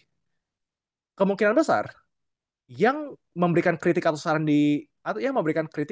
di konten Anda tidak kredibel. Kemungkinan besar kayak gitu. Tapi kalau Anda mau masuk jadi tapi kalau misalnya Anda mau masukin sebagai tambahan untuk konten yang selanjutnya karena banyak, banyak orang yang request kayak gitu, itu nggak apa-apa. Karena kan memang crowd-nya yang minta seperti itu nggak apa-apa. Oke? Itu yang tentang kritik atau masukan perlu Anda terima apa enggak. Terus yang terus nih. Kalau lu engineer ya, lu akan lebih ke hal-hal yang bersifat fundamental. Dari tadi aku nggak pernah ngejelasin tentang pencahayaan, sound, tata bahasa, dan lain-lain. Nah, ini nih, you learn as you go lah. Jadi tentang pencahayaan, sound, tata bahasa, kamu pelajari aja udah kayak gimana caranya. Intinya Anda cukup beli lighting, kamera, mikrofon, dah, kelar hidup Anda. Tentang background, bisa pakai virtual background, Bapak Ibu sekalian. Atau yang penting clean aja backgroundnya. Terus nanti Anda juga akan belajar tentang micro influencer dan micro influencer. Jadi micro influencer tuh seperti saya. Jadi follower saya belum banyak, belum ada 100 ribuan. Itu masih bisa dikatakan micro influencer. Tapi kalau followers kamu udah 100 ribu, atau lebih, atau udah miliaran, atau udah jutaan, kayak misalnya Dr. Tirta, dari Corbusier, itu udah namanya macro influencer. Red card-nya berbeda, Bapak Ibu. Kalau saya ngendorse satu barang, oke, saya paling dapatnya let's say 100 ribu sampai 500 ribu endorse satu barang. Kayak misalnya nih, saya dapat endorsean dari SIG, semen SIG. Itu saya paling bikin satu video tuh sekitar 500 ribu. Itu micro influencer. Berbeda dengan macro influencer, itu udah bisa jadi brand ambassador dan lain-lain. Itu macro influencer, kita belum selevel itu. Terus ada lagi yang namanya soft selling dan hard selling. Nah, kalau kita baru-baru bikin konten, kita harus bikin semacam soft selling, yaitu aku pakai produk ini loh, dan hasilnya adalah seperti ini. Itu soft selling. Atau misalnya proyek aku pakai semen ini, maka proyek aku menjadi lebih kredibel. Itu soft selling, oke? Okay? Hard selling adalah ayo beli semen ini. Atau misalnya ayo beli produk skincare ini. Nah, itu hard selling. Itu biasanya kalau micro influencer menggunakan soft selling, macro influencer menggunakan hard selling. Ini research-nya dari Dr. Tirta kalau nggak salah. Nah, terus kalau misalnya ini juga penting tentang community guidelines. Jadi misalnya Anda mau berkonten dimanapun, mau di TikTok, mau di Instagram, atau dimanapun, sebisa mungkin Anda baca community guidelines-nya, yaitu tentang apa yang boleh dilakukan dan tidak boleh dilakukan. Kenapa? Karena viral atau tidaknya konten Anda juga bergantung dari community guidelines. Misalnya di Instagram, itu kalau nggak salah waktu saya baca community guidelines-nya di Instagram, itu di awal-awal kita nggak boleh ada CTA, call to action-nya. Jadi pas awal-awal video, jangan sampai Anda bilang, ayo follow aku di ini. Pas awal-awal video, kalau bisa di akhir, kalau bisa nggak perlu. Itu dari Instagram. Cuman saya nggak tahu ya, sekarang udah di-update atau belum. Terus yang terakhir adalah algoritma dan lain-lain. Tentang algoritma ya, you follow the money dan lain, you follow the flow, apa yang lagi viral, kamu kontenin aja tuh algoritmanya. Dan yang tadi saya bilang kurang lebih semua itu mungkin bisa membantu di algoritmanya. Next. Dah, itu aja. Jadi kurang lebih itu yang bisa saya sampaikan. Jadi ringkasannya ya di why. Kenapa sih kita perlu bikin konten jadi entrepreneur? Simple aja. Why-nya adalah kita mau dapat project terlihat kredibel dan lain-lain. eh How-nya adalah kita memberikan edukasi. Edukasinya apa? Apapun yang Anda tahu tentang teknik. Karena target market kita 50% masyarakat umum yang nggak ngerti apa-apa tentang teknik, Bapak Ibu sekalian. Ngecor beton aja, mereka nggak tahu bahwa ngecor beton aja tuh ada standarnya, itu mereka nggak tahu. Oke? Kalau kita teknik sipil tuh kita ada hafal di luar kepala. SLAM test, terus ada cube test, terus ada semacam apa namanya eh segregasi itu hafal di luar kepala kita. Cuma masyarakat umum nggak tahu. Dan karena mereka nggak tahu, proyeknya bisa ambruk. Nah, itu tentang why, what, how. Anda jembatan ini dengan cara bikin konten. Next. Jadi, Anda kemungkinan besar introvert. Oke, saya tahu. Engineer itu kebanyakan introvert. Bahkan waktu Anda jadi project manager pun seperti saya, kemungkinan besar Anda akan introvert. Tapi ya pelan-pelan Anda belajar lah tentang cara komunikasi. Oke? Jadi jangan hanya pintar di balik layar aja, tapi berani tampil juga di era digital ini. Dan itu ada website saya, website dari perusahaan saya, itu linkin saya kalau mau dihubungi, Instagram saya dan TikTok saya, silakan kalau mau menghubungi saya. Saya masih open to work, dan kalau misalnya ada mau kolaborasi tentang, Pak, tolong lu jadi coaching untuk akun saya, atau coaching untuk akun perusahaan saya, nah nanti saya coaching dengan tarif tertentu. Nah, oke. Saya kira itu aja. Terima kasih. Saya balik lagi ke Pak Facul. Silakan Pak Facul. Oke, baik. Thank you banget buat Pak Alvin. Oke, saya. Oke, thank you banget Pak buat insight-nya. Buat itu tadi ada beberapa yang aku tangkep sih kayak kita pertama yang mungkin yang sedikit apa ya, kalau perkontenan kita harus tahu kan dari plan, do, check dan kayak kita selalu evaluasi lah kayak gitu. Nah, tapi mungkin yang belum ini Pak, yang tadi yang saya notice tuh kayak kita menentukan dari value dan juga biasanya yang sering banget dibahas tuh needs tuh Pak. Nah, itu gimana Pak? Kalau kita menentukan needs kayak misalnya kita masih mahasiswa nih, terus gimana tuh cara kita bisa kan mahasiswa kan masih banyak nih ya ada yang pengen fokus di bidang ini tapi gimana tuh nentuin kayak oke aku pengen niche-ku terkait ini nah itu gimana tuh Pak kalau kita buat nentuin dan itu apakah perlu proses dari trial and error atau kita udah nentuin dari awal oh kita pengen fokus di bidang ini seperti itu. Oke, ini izin saya share screen ya. Oke oke Yang boleh boleh. tentang needs-nya apa, tentang value tadi ya. Sebetulnya itu ada di sini, cuma saya nggak terlalu baik jawab nih. Jadi saran saya untuk nentuin value-nya mau di mana, Anda bisa gunakan dua tools ini dulu, yang SWOT dan Value Proposition. Dimulai dari yang pertama. Eh Bisa sih Anda mau mencari tahu, bisa sih Anda mau mencari tahu kira-kira customer Anda butuhnya apa, oke? Kira-kira publik nih butuhnya apa? Tapi kan publik nih banyak kan, ada rada random. Jadi saran saya kita mulai dari SWOT dulu aja. Jadi Anda sebagai seorang engineer yang baru lulus, Anda tuh boleh mulai dari strength Anda tuh apa, kemampuan Anda yang Anda miliki itu apa, oke? Terus Anda tentang opportunities mungkin Anda masih belum tahu, tapi bisa Anda lakukan sebuah studi, feasibility study di opportunities-nya bisa aja. Anda misalnya tentang opportunities ya, Anda bisa search pakai Google Trend tentang apa yang lagi ngetrend sih, dan apakah yang saya ketahui di bagian strength saya itu bisa saya gunakan untuk menjawab si Google Trend ini. Atau misalnya di TikTok dia ada live studio, di mana live studio itu bisa bisa mengetahui apa yang lagi viral. Itu opportunities-nya. Tapi saran saya, Anda mulai dari strength dulu. Oke? Anda bangun value-nya dari strength Anda. Apa yang Anda sukai? Nah, ada sini sini. Ada sini sih. Apa yang Anda sukai, what you love, dan apa yang Anda bagus, what are you good at. Nah, tentang what the world needs, kamu masih belum tahu what the world needs. Dan what you can be paid for, itu kamu masih belum tahu. Jadi setelahnya kamu fokus dulu ke what you love and what you good at tentang bikin konten. Ujung-ujungnya memang trial and error. Nanti kamu akan tahu bahwa it works and something works, something doesn't works. Nah, itu yang kalian lakukan di bagian plan do check act di sini. Di PDCA. Jadi kalian mulai dari yang tadi itu, what you love and what you good at. Terus setelah itu kalian trial and error lewat skema ini, framework ini, plan do check act. Nah, itu Pak Facul. Oke, jadi sebenarnya konsepnya tuh kayak sama tadi ya, kita harus belajar ikigai dulu ya, apa yang kita sukai, apa yang dunia butuhkan, akhirnya kita bisa implementasikan apa yang sebenarnya pengen kita kembangin tuh. Kayak gitu. Oke, nangkep sebenarnya. Jadi buat teman-teman yang mungkin masih bingung ya kadang, eh, sebenarnya kita juga ada nampung beberapa question Pak dari form yang sebelum kita mendaftar itu kebanyakan tuh mereka kayak gimana Pak cara kita penyampaiannya ke ilmu karena kan ya tadi ya karena kebanyakan dari kita tuh apalagi netizen tuh kan eh kebanyakan kalau kita belum terlalu expert kayak kamu nih bicara apa seperti itu. Nah itu apakah kita tadi kan ada saran tuh dari Pak Alvin itu nggak apa dikumpulin dikumpulin. Nah jadi haters nih dikumpulin dulu habis itu buat nambah follower kayak gitu-gitu ya. Nah, eh sebentar, boleh diulang dulu nggak pertanyaannya sebelum saya jelasin lagi? Oke itu Pak terkait kalau kita misalnya apa cara kita penyampaian kayak public speaking sih jatuhnya kayak bagaimana kadang kita belum kadang-kadang Oh, kan oke. kendalanya adalah ngerasa kayak insecure ya kayak kemampuan kita belum sampai tahap itu tapi udah apalagi kan kita tahu Pak bidang kita tuh kan sangatlah teknis kan banyak ya gitulah ya banyak Ya, sekali hal-hal yang simple sih. Jadi saya mengacu ke slide saya yang tadi. Ini memang umum. Itu pertanyaan bagus. Ini bidang kita kan teknis banget kan, Bapak Ibu sekalian kan. Eh, saya mau nyampain apa sih? Gimana cara public speakingnya? Anda boleh gunakan satu kaidah ini. KISS. Keep it short, simple, and stupid.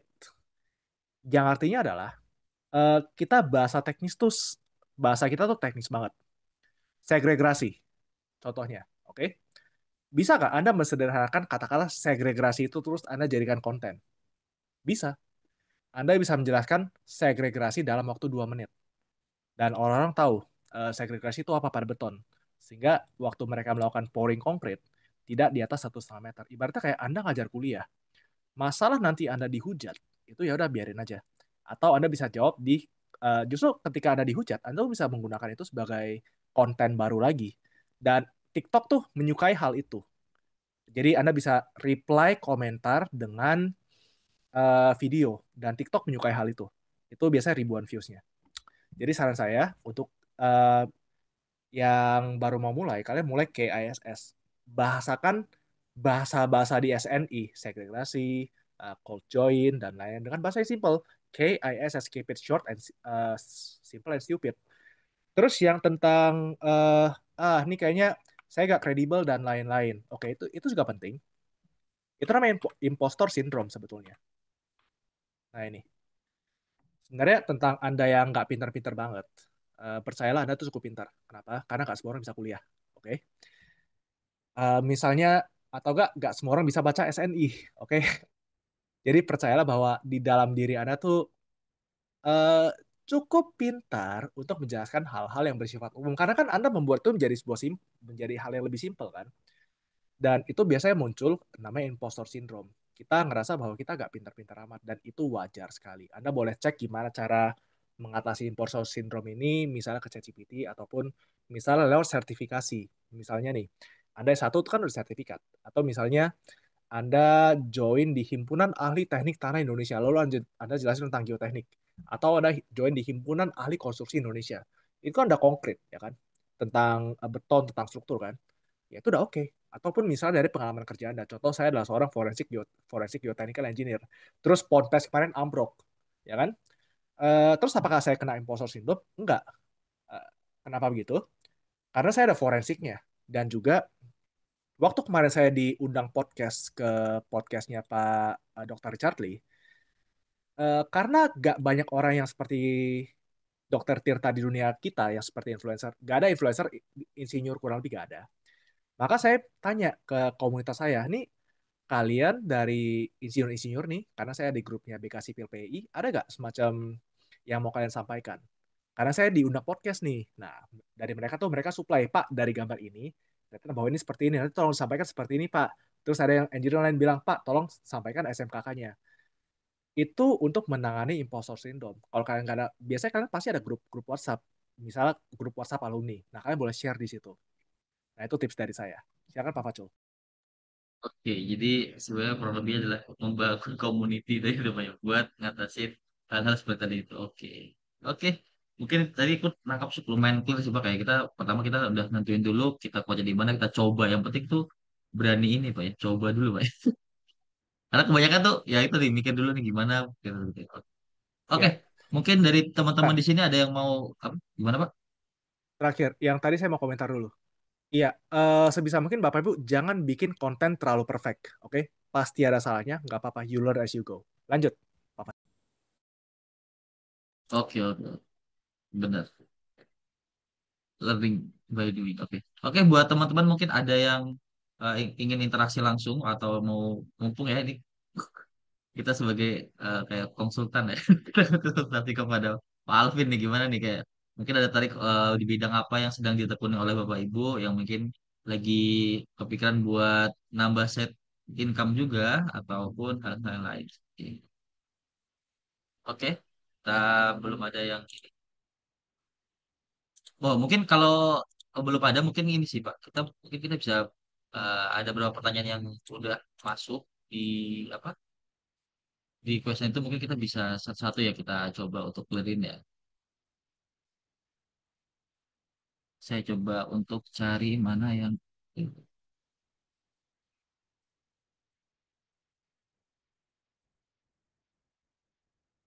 Oke. Nah, untuk ini Pak, ada yang nanya terkait visualisasi ini Pak. Kayak gimana apakah kebanyakan nih ada nanya gimana cara menentuin visualisasi yang bagus seperti itu atau penyampaiannya yang bagus atau gimana? Oke, tentang visualisasi ya, sebetulnya sama aja dengan Anda, misalnya ngasih presentasi. Sesimpel itu sih. Jadi Anda bisa pakai software-software semacam CapCut. Di CapCut Anda bisa overlay. Ataupun kalau budget Anda banyak, Anda bisa subscribe semacam Sora atau video-video yang lainnya. Tapi nggak usah perfect dulu sih. Kenapa? Karena you will learn it as you go. Ataupun Anda cari sumber-sumber di internet. Misalnya yang dari ResearchGate atau apapun. Mungkin tidak legal. Tapi ya itu tinggal Anda take down doang. Simpel kan? Jadi misalnya nih Anda ngambil video tanpa izin orang. Oke? Kalau misalnya orang suruh take down, ya udah kalian take down. Kalau misalnya enggak, kalau misalnya nggak diminta take down, ya udah nggak apa-apa, lanjutin aja. Itu sih yang saya gunakan sih, tapi bisa aja saya salah. Oke. Nah, itu tentang visual yang saya terapkan sampai sekarang. So far sih masih belum ada yang suruh take down ya, video-video saya ya. Nah, mungkin ini Pak, kadang kita juga terkait copyright juga tuh Pak. Apakah nanti bakalan berpengaruh apa nggak sih Pak kalau kita menggunakan apalagi visual-visual yang tanda kutip sensitif ya, apalagi di bidang teknik sipil itu kan biasanya kalau ada kayak bidang-bidang pekerjaan yang komersil seperti itu yang kita coba untuk kita dapatnya online lah ya, justru. Nah itu apakah ada paling pernah nggak ada case-nya ada yang pernah kayak oh ternyata nih terus gimana tuh cara mengantisipasi apa ya cara problem solve-nya Oke. tuh Pak kalau misalnya kayak gitu. Jadi kalau misalnya mau visual yang paling aman, ini saya kalau aman-aman tuh saya mainnya di LinkedIn, oke? Jadi kalau misalnya Anda lihat LinkedIn saya, semua gambarnya itu saya ambil dari open source. Saya misalnya ambil dari pexel.com. Ini website ini Pexel. Oke? Itu kalau Anda mau main aman, Anda ambil dari Pexel. Karena LinkedIn itu sangat profesional. Saking profesionalnya, nggak banyak usernya. Cuman ya exposure-nya luar biasa. Itu LinkedIn. Oke? Berbeda dengan TikTok. Kalau TikTok itu platform sejuta umat. Jadi saya mungkin nggak usah terlalu seprofesional pakai Pexel dan lain-lain. Jadi saya cukup pakai semacam uh, gambar-gambar yang saya temuin di internet. Salah sih, sebenarnya nggak boleh sih. Copyright sih memang. Tapi so far saya belum ada di take down sih. Karena saya punya satu akun lagi yang berbicara tentang fitness, nge-gym, dan lain-lain kan. So far sih belum ada yang kena copyright, kecuali sound. Jadi kalau di TikTok, mostly copyright, ataupun Instagram, mostly copyrightnya di bagian soundnya. Itu sih. Tapi resiko ditanggung kembali ya Bapak Ibu ya. Bener, bener, bener, bener. Oke, terus, oke, ini kita ada pertanyaan. Oke, mungkin kita bahas di apa di satu ini bisa kita bahas ini. Nah, seberapa ini Pak, ini ada yang cukup menarik nih. Seberapa menghasilkannya kalau jarak konten nih, kontennya jadi set nih Pak. Oke, sebentar, ini ada yang di kolom komentar, tapi aku jawab yang itu dulu ya. Ah ya benar-benar. Kita nanti kita bahas. Jadi seberapa menghasilkan? Sebetulnya saya kan punya dua channel nih kan. Yang channel pertama yang soal nge-gym, dan lari dan lain-lain itu sudah cukup menghasilkan. Sekarang saya dapat sekitar 2 sampai let's say 5 juta per 1 bulan ya. Oke. Di mana saya cukup kerja 2 jam aja per hari. Itu pun saya cukup kerja 20 jam per hari. Lumayan tuh menghasilkan. Cuma ya itu karena dia sudah cukup terekspos walaupun followersnya cuma 15 ribu. Nah, tentang yang teknik sipil ini, seberapa menghasilkan? Jujur belum, karena dia umurnya baru 2 bulan. Cuma walaupun dia 2 bulan, followersnya udah mau lebih dari akun saya yang selama 2 tahun tadi. Penghasilannya baru berapa? So far saya baru melihat penghasilan 500 ribu sih. Berbeda dengan LinkedIn saya. Kalau LinkedIn saya itu kan saya langsung dikontrak sebagai seorang tenaga ahli. Itu udah pakai billing rate dari Inkindo. Udah beda cerita itu. Udah bukan side income lagi, itu income beneran. Karena income saya memang dari project-project dari BUMN, kalau nggak misalnya dari PUPR. Nah itu tergantung nih maksudnya side income yang mana. Kalau Anda sebagai tenaga ahli, bikinlah di LinkedIn. Itu gede tuh dapat duitnya. Kalau misalnya mau sekedar endorse-endorsean, bikin di TikTok. Ini endorse. Dapatnya mungkin ya let's say 500 ribu sampai let's say 5 juta dalam 1 bulannya. Kalau begitu yang bisa saya jawabin. Oke. Jadi sebenarnya untuk set job sama kayak freelance tapi yang versi ini. Tapi ini lebih eh, jatuhnya tuh lebih continuous Pak ya. Jadi kayak mungkin kita sekarang lagi compounding gitu ya, compounding. Ntar ntar dia yang akan datang kita dapat ini hasilnya. Oke, kita lanjut dari pertanyaan dari Pak Andika. Izin tanya Pak, terkadang konten kita itu di kalangan tertentu atau yang tertarik di bidang sipil dan arsitektur. Bagaimanakah menjadikan konten kita tetap di jalur kita, tapi dapat mencakup viewer umum atau Oke, lebih general mungkin gitu ya? ya, that's a good question. Jadi intinya, simpelnya kita nih orangnya engineering banget ya kan. Gimana caranya kita menjangkau viewers umum? Ada beberapa cara. Contoh kayak yang pertama, ini ada berita viral, pondok pesantren rubuh, Pak. Ya udah, kita masuk situ, kita jelasin dengan bahasa yang sederhana. Contohnya, saya tadi baru bikin satu konten nih, cuma nggak terlalu viral.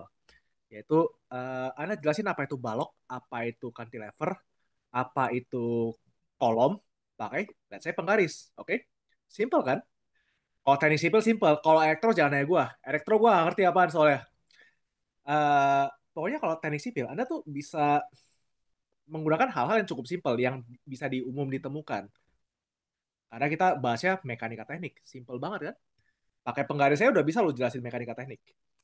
Cuma tinggal gimana cara Anda merelatekan mekanika teknik ini ke aplikasi sehari-hari mereka. Contohnya kalau saya di gym, saya akan mengatakan bahwa deadlift dan squat itu berbahaya karena mereka adalah sistem cantilever. Atau misalnya saya menjelaskan tentang mekanika teknik, yaitu bayangin, ini juga viral nih.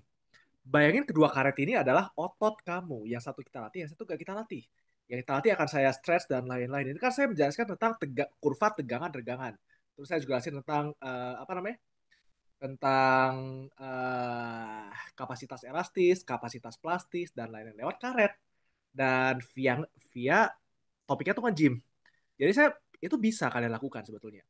Tinggal seberapa kreatif otak kita dalam membuat satu hal tuh lebih analoginya lebih baik. Nah, bisa lewat cara analogi. Nah, itu.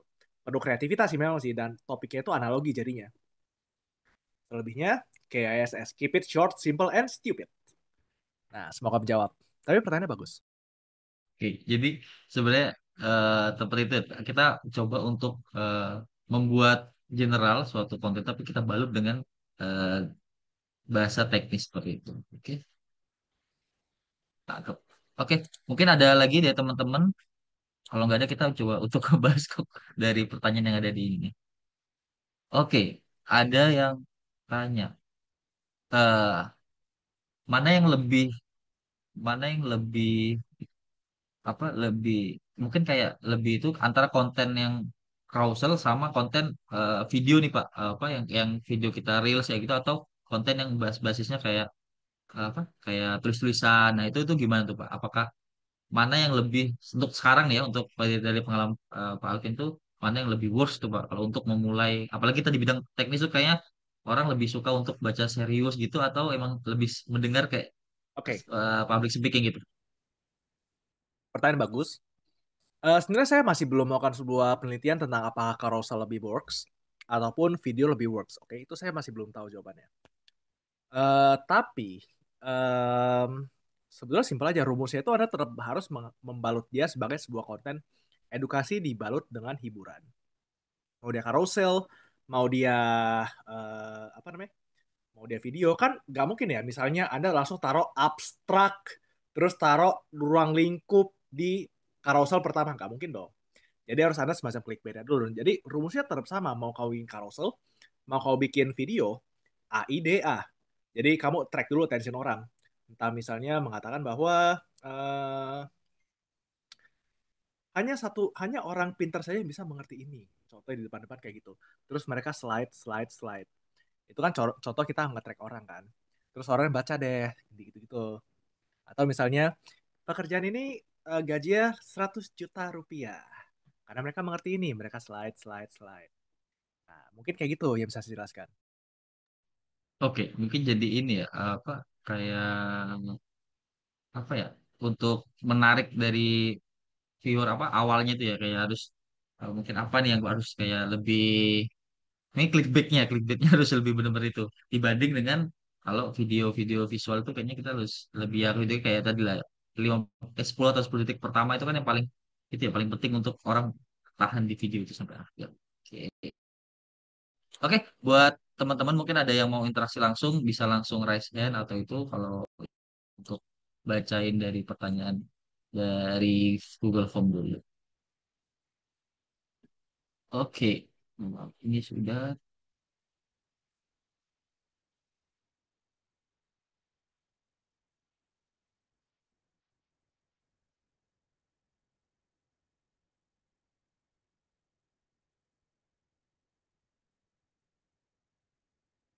Nah, ini adalah ada yang mungkin pertanyaan untuk itu ya untuk bapak-bapak atau mungkin yang sudah expert ya. Dia bertanya dia sudah pengalamannya sudah lumayan berpengalaman tapi dia sudah nggak ingin memulai untuk menjadi konten kreator nih. Nah, tapi kendalanya adalah mungkin sedikit gaptek. Nah, itu gimana tuh, Pak? Kalau gaptek sih susah ya, karena untuk menjadi seorang content creator, Anda kan perlu semacam, let's say kalau di TikTok deh, TikTok kan video kan, ataupun carousel kan. Misalnya untuk bikin video, Anda perlu banyak tools nih untuk editing videonya. Terus Anda juga perlu kamera, eh, ganti gonta-ganti aplikasi. Bisa Anda pelajari perlahan-lahan sebetulnya. Atau misalnya Anda langsung dari video ini nggak usah Anda edit, langsung Anda ambil aja dari TikTok langsung satu kali take itu boleh aja. Tapi coba aja Anda buat sesimpel mungkin 1 sampai 2 menit dulu, nggak usah panjang-panjang. Oke? Tentang carousel, misalnya Anda mau bikin carousel yang slide, slide, slide, slide. Kan ada tuh konten yang slide, slide, slide kan, itu carousel namanya. Itu bisa aja Anda bikin tools-tools lain. Misalnya Anda bikin PowerPoint. Nah, PowerPoint-nya di slide, slide, slide. PowerPoint-nya ada screenshot, masukin ke galeri Anda, lalu tinggal Anda upload. Bisa juga kayak gitu contoh lainnya. Simple kan? Atau ya kalau misalnya budget Anda lebih, Anda hire staff. Staffnya contohnya entah itu uh, content creator ataupun bisa Anda hire staff sebetulnya. Selebihnya kalau Anda mau mengonten di LinkedIn, itu lebih mudah karena LinkedIn itu Anda hanya cukup taruh tulisan Anda, copy paste tulisan Anda di situ. Enter, udah kayak bikin Microsoft Word, tambahin picture dikit-dikit selesai. Jadi kalau misalnya ada gaptek, mungkin yang paling enak itu LinkedIn dulu sebetulnya. Terus saya tuh pelan-pelan Anda belajar videografi, Anda pelan-pelan belajar dan lain-lain. Nah, mungkin kayak gitu saran saya. Ya, benar-benar. Memang kalau kita pelajari sendiri audiensnya LinkedIn itu lebih banyak berkaitan dengan ini ya apa, membaca ya karena banyak kan biasanya di link itu aja bentuknya adalah cerita pengalaman gitu jadi orang banyak fokus di bidang itu gitu. Oke, oke, oke, oke. Hmm, lagi mungkin kalau misalnya kita coba dua pertanyaan lagi Pak ya dari sini kalau bisa kita coba lebar ke tempat-tempat. Oh, ini ada Pak David Ada yang raise hand, Alexander Pak. ada Resen. Oke, boleh boleh open Mik Pak Halo, David. selamat malam Halo ya. Pak David. Selamat malam Ya, Pak. panggil Mas saja ya, karena masih mahasiswa baru nih saya. Siap. Ya, jadi kenalin nama saya David. Ya, dari saya adalah mahasiswa baru di Teknik Sipil juga sama Bapak tadi ya, Bapak Alvin. Ya, dari Institut di Surabaya. Nah, saya kan memiliki rencana untuk membuat konten tentang keteknik sipilan kan, ya baik di LinkedIn maupun di TikTok. Tapi saya masih bingung nih tentang gimana caranya ngatasin imposter syndrome ya. Karena di dunia nyata sendiri, aku tuh saya merasa bahwa banyak sekali teman-teman saya yang lebih pintar dan banyak juga teman-teman saya yang lebih percaya diri gitu, yang bisa lebih banyak mengontrol masa gitu. Nah, jadi kan saya merasa tertekan gitu kan membuat konten. Apalagi kalau misalkan ketahuan sama teman-teman, wih, gimana gitu kan. Nah, apa mungkin saran yang bisa Pak Alvin berikan ke saya sebagai mahasiswa baru seperti itu? Terima kasih. Simple sih. Jadi Anda kan baru mahasiswa baru mungkin Anda gak ada kredibilitas dan mungkin pengetahuan Anda juga belum dalam kan. Saran saya paling gampang tuh ya mungkin pakai ChatGPT dan mungkin bahasanya jangan terlalu mendewa. Contoh, hmm, jangan bikin konten yang terlalu mendewa. Contohnya, kita bahas degree of freedom. Kamu kan masih maba, kamu gak ngerti apa itu degree of freedom kan? Walaupun kamu Iya. pakai ChatGPT, tolong dong bikin konten tentang degree of freedom. Gak ngerti kamu, dibantai nanti kamu. Jadi saran aku, mungkin kamu start small dari konten-konten yang bisa kamu bikin. Contohnya adalah, ini pengalaman aku sebagai maba teknik sipil di universitas ini. Atau misalnya, ini susah banget sih belajar ini. Ada yang bisa ngasih caranya nggak untuk belajar ini? Rame itu, beneran. Jadi kalian tuh jangan jangan seperti orang yang gue expert, gue bisa bikin konten ABCD, gue bisa ngasih kalian ngerti-ngerti, jangan gitu. Kadang-kadang konten tuh lebih rame kalau misalnya kita minta pendapat orang. Nih gimana sih cara kita mengerti matematika integral atau gimana sih cara kita mengerti statika? Momen tuh apa sih menurut kalian? Tulis deh di kolom komentar. Bisa jadi hal tuh lebih rame, tapi jangan terlalu sering. Karena kadang-kadang algoritma TikTok juga ngelihat bahwa ini orang banyak banget sih yang suruh-suruh tulis komentar, capek ya, gak gue endorse. Gitu juga kadang-kadang komentar TikTok. Hati-hati ya. Tapi itu Oke, yang gue siap. rekomendasikan. Oke, siap, siap. Makasih, Pak. Oke, mantap juga Pak David. Kak David. Jadi sebenarnya untuk ngatasi tadi itu ya kita nggak harus cukup expert untuk membranding suatu konten yang ingin kita sampaikan. Mungkin dari hal yang simpel. Mungkin sekarang itu ini Pak.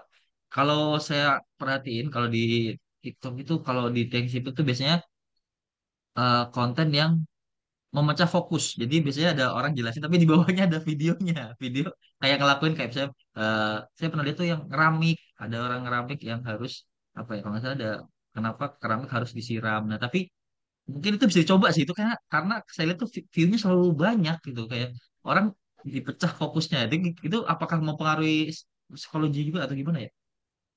Ntar maksudnya adalah misalnya di atas saya menjelaskan keramik itu apa, di bawahnya saya main Roblox, kayak gitu gak? Ya bener. Kayak gitu juga Ya, bisa. Ada juga itu yang benar. itu tuh. Secara saya belum baca penelitian psikologinya kenapa, tapi ini masuk ke bagian attention span orang. Attention span orang menurut research yang saya lakukan tuh ada di 10 detik pertama ya kan. Terus mereka mau mencari attention baru. Contoh deh, kan saya sering konten tuh, saya sering live TikTok. Jadi di atasnya saya jelasin entah apa, di bawahnya saya main Roblox. Itu terinspirasi dari dulu viral konten dia orang ngobrol sambil orang main Subway Surfers. Ingat gak? Ini lagi lambu. Pernah gak Uangnya. nonton yang kayak gitu? Jadi ada tuh, ya misalnya saya ngomong di atas, di bawahnya orang main Subway Surfers. Agar orangnya nggak bosen. Itu sih kuncinya sih. Jadi boleh-boleh, itu sangat sahih. Dan tuh mungkin ada researchnya yang nge-backup ini. Itu boleh banget kalau mau bikin kayak gitu. Ya, ya karena itu juga mempengaruhi juga ya kalau kita misalnya diajak untuk fokusnya terpecah dari tadi visual, audio, habis itu bisa kita fokusnya di apa tapi mendengarkan kayak oh iya dia jelas lagi jelasin ini kayak gitu. Ya, dan juga mungkin ajak viewersnya interaksi. Bener. CTA Pak, call to action nih kayak misalnya di akhir tadi ada tambahan kayak follow, ikutin terus kayak gitu. Oke, oke mungkin mungkin ini ada terakhir Pak dari pertanyaan ini. Ini banyak banget Pak yang pertanyaan tuh kayak apa dan bagaimana itu. Mereka masih masih nggak tahu dan apa dan bagaimana itu. Nah, tadi sudah jelasin juga nih sama Pak Alvin. Mungkin ada tuh Pak sedikit simplify kayak apa dan bagaimana buat teman-teman yang karena kita tahu Pak ya, sebenarnya tuh banyak banget yang ingin menyampaikan apa ya bidang keilmuannya tuh ke halayak umum lah ya. Tapi ya tadi itu ya apa dan bagaimananya tuh dari mungkin dari pembelian platformnya, mungkin dari caranya gimana, ataupun mungkin bisa disimplifikan untuk bagaimana teman-teman ini bisa lebih menyederhanakan. Oh ternyata mungkin bisa mulai dari tahap satu ini dulu yang harus kayak ini mungkin harus seminggu atau gimana. Ada trik-trik kayak gitu ritmenya juga harus per tiap hari kah atau harus seminggu 3 kali atau gimana untuk lebih apa ya nggak terlalu tertekan. Kadang kan kita konten juga tertekan juga ya kayak harus ide-ide apa seperti itu. Oke, apa dan bagaimananya? Yang pertama kita bikin semacam side income dulu aja. Satu hal yang kalau ada waktu gas, kalau nggak ada. Oke, jadi gak ada paksaan dong. Cuman sebisa mungkin ya, let's say seminggu sekali. Anda bikin konten atau 2 minggu sekali. Oke, rutin toh, gampang kan? Dan jadi Anda start small dulu, let's say seminggu sekali, 2 minggu sekali. Start small dulu. Terus bikin kontennya ya cukup semenit, 2 menit, 3 menit, and that's it. Oke. Dan Anda bahasnya gak usah yang susah-susah, gak usah bahas tentang uh, cara Taiwan 101 menahan gempa. Itu gak usah, karena Anda kan harus research segala macam kan, gak usah kayak gitu. Anda bahas simple-simple aja, maksudnya gimana sih cara Bandung nahan gempa, gimana sih bangunan itu nahan gempa in general. Nah, terus Anda sesimpel-simpel gitu aja, mungkin sampaikan yang simple-simple dulu dengan visual yang menarik. Visualnya ambil dari internet dulu, gak usah di overthinking kan. Nanti kalau misalnya Anda dituntut, nggak mungkin dituntut sih. Kalau misalnya disuruh take down, Anda take down, Anda bikin lagi yang baru. Ya, jadi start small dulu aja, mungkin nggak usah upload tiap hari. Let's say seminggu sekali, 2 minggu sekali, itu pun udah oke sebetulnya. Konsisten dulu aja. Dan yang penting Anda nge-share sesuatu yang bervalue, yang kira-kira menurut Anda oke dan dibutuhkan oleh masyarakat. Ya mungkin masyarakat umum tuh nggak tahu tentang hal ini. Contohnya kayak tadi itu yang maba. Banyak, saya yakin pasti, karena rata-rata viewers TikTok tuh baik yang di bawah umur juga.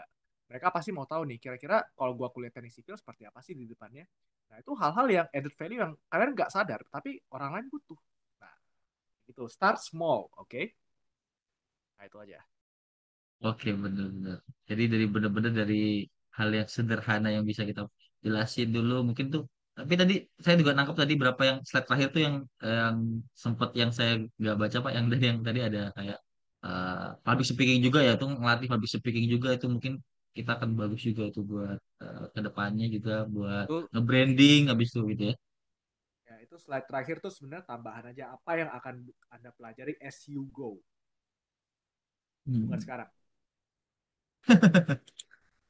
Bener kalau kalau konsisten tadi tuh buahnya ada seperti yang di akhir itu. Oke, mungkin kita mau ada satu pertanyaan lagi atau teman-teman eh, kalau dari form sudah sih Pak gitu. Hmm, kita coba 1 menit lagi. Mungkin ada teman-teman yang mau interaksi langsung atau pertanyaan cukup ditulis di kolom chat aja teman-teman.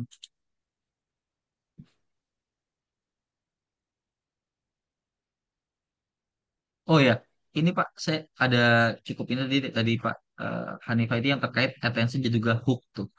Nah, sebenarnya kalau kalau kita bicara soal hook nih Pak, itu kan sebenarnya ada banyak tuh Pak kayak kita ada yang gerakan, ada moving ataupun ada hal itu. Nah, tapi kebanyakan kalau saya lihat sekarang itu hook itu kan ada banyak banget dan apa ya polanya tuh hampir sama tuh. Apakah itu bisa kita replicate Pak? Kayak kita comot aja itu langsung kita ambil gitu. Apakah itu sah-sah aja atau apa abang boleh atau enggak itu kayak gitu. Itu pertanyaan bagus. Jadi gini, Hmm. terkadang TikTok itu melihat bahwa di TikTok ya ataupun platform lain ya, algoritma tuh melihat bahwa ini barang nih repetitif apa enggak. Kalau repetitif, nggak bakal gua FYP-in kadang-kadang. Cuman kalau misalnya dia satu hal yang baru kayak Ponpes nih, ya kan? Itu kan baru tuh. Walaupun kamu repetitif ya that's fine. Cuman orang yang pertama kali ngepost bakal viral. Oke, itu menarik. Jadi saran aku, boleh aja kalian copy paste. Jadi kalian trial and error nih. Kalian coba dulu nih, sesuai dengan yang saya copy paste. Misalnya tadi velocity tuk tuk tak ya kan? Coba aja dulu. Bisa jadi viral, bisa jadi enggak. Oke. Terus tentang hook-hook yang lain, Misalnya gunakan skincare ini agar kalian bisa melakukan bla bla bla. Itu mostly nggak works. Itu kadang-kadang kita harus lihat di komunitas atasi TikTok juga. Kalau misalnya kita menggunakan bahasa hard selling, mostly it doesn't work sebetulnya. Tapi gak ada salahnya Anda coba you go as you learn, siapa tahu FYP. Karena kadang-kadang random juga. Walaupun walaupun saya bisa menjelaskan tentang cara kerjanya dan lain-lain, you never know it actually. Unless you try. Oke. Jadi itu teman-teman ya. Jadi emang, wah ini ada share apa nih Pak? Itu saya share link saya yang saya tuh podcast di apa tuh di Oh, Richard Lee. siap, siap, siap. Ini saya coba itu dan saya bagikan nanti di grup aja ya, di grup WhatsApp seperti itu. Oke, nanti teman bisa lihat tuh. Jadi dari mulai konten di TikTok akhirnya sampai bisa kolaborasi dengan Pak Richard ini. Keren banget Pak, Pak Nah, Alvin. ini menarik. Jadi Oke. yang tentang Dr. Richard Lee ini saya mau cerita dikit. Hmm, Jadi iya. tentang kenapa saya bisa diundang ke podcast dia, saya juga heran dan mereka juga heran. Simpelnya awalnya mereka mau invite sudut sipil. Anda tahu sudut sipil nggak? Iya, iya, iya, iya, tahu, tahu. Nah, Kita tahu sudut Pak itu. sipil. Tapi waktu ditanya ke sudut sipil bilang, saya kurang kredibel dalam hal ini. Saya kurang tahu banyak. Oke, okay? Padahal followersnya banyak tuh.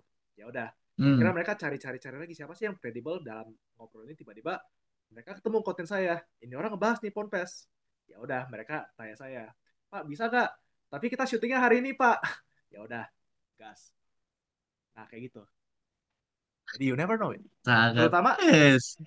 dan kenapa begini? Simple sih. Yang sudut sipil tuh kalau nggak salah dia kan lebih ke pelaksana ya. Dan kalau saya Hmm. kan Ya. konsultan. Dan coba deh kamu cek, ada nggak konsultan teknik sipil yang berkonten seperti saya atau bisa orang lain? Masih jarang banget. Ini hal yang masih biru sebetulnya, blue ocean. Kalau saya lihat ya. Oh iya, benar-benar.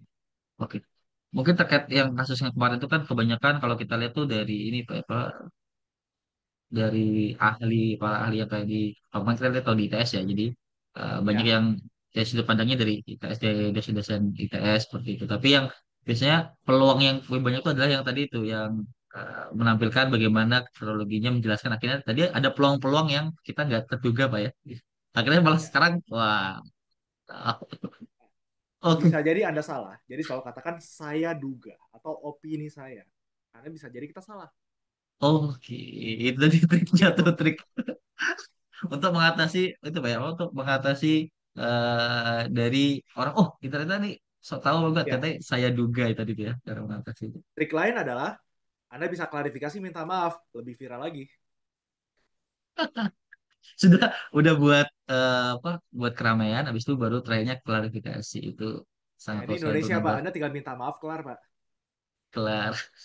Itu dari dulu kayak gitu, gak usah TikTok deh. Itu dari dulu kayak gitu, zaman dosenku ngajar kayak gitu.